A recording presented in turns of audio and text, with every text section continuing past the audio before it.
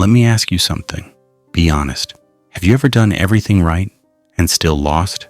You listened, you supported her, you showed up, you were patient, you were kind, and somehow she chose him, the guy who barely texts back, the guy who's unpredictable, the guy who doesn't explain himself.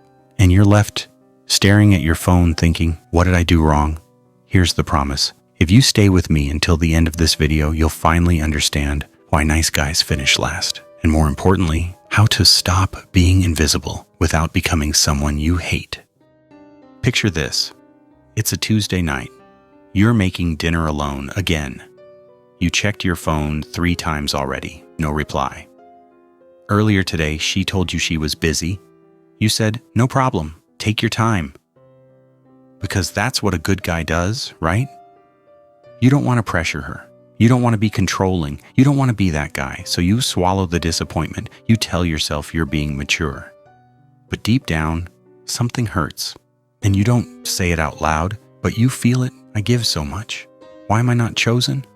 Brother, this isn't just bad luck. This is a pattern. And psychology has been screaming the answer for decades. Let's kill a lie right now.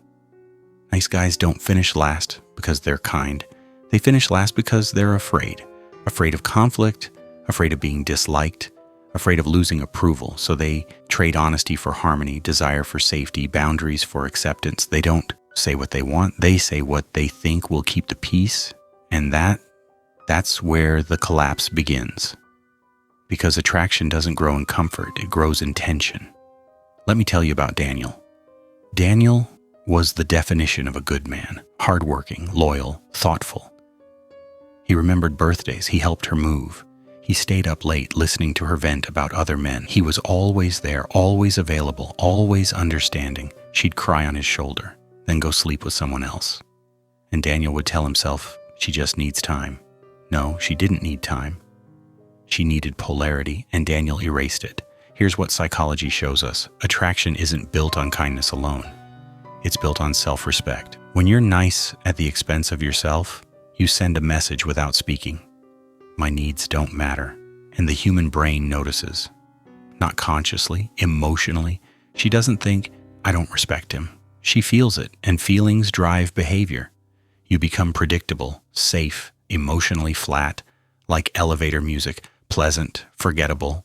Let's talk about dopamine. Dopamine isn't about happiness. It's about anticipation, uncertainty, tension, contrast. The guy who's always available, no tension.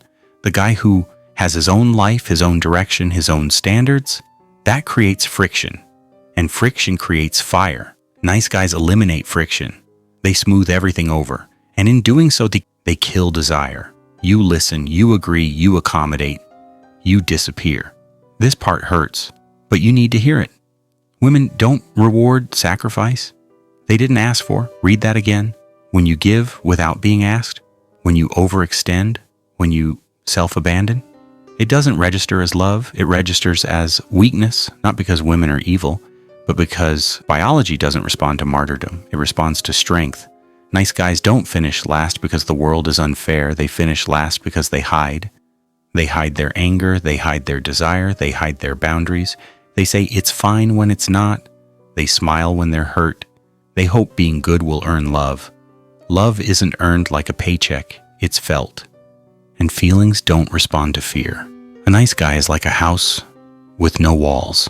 Everyone can walk in, take what they want, leave when they're done. No resistance, no structure, no respect. Think about your own life. How many times have you said yes when your body was screaming no? How many times have you stayed quiet just to avoid tension? How many times have you hoped someone would see your value instead of standing in it? Be honest. Here's what psychology actually supports.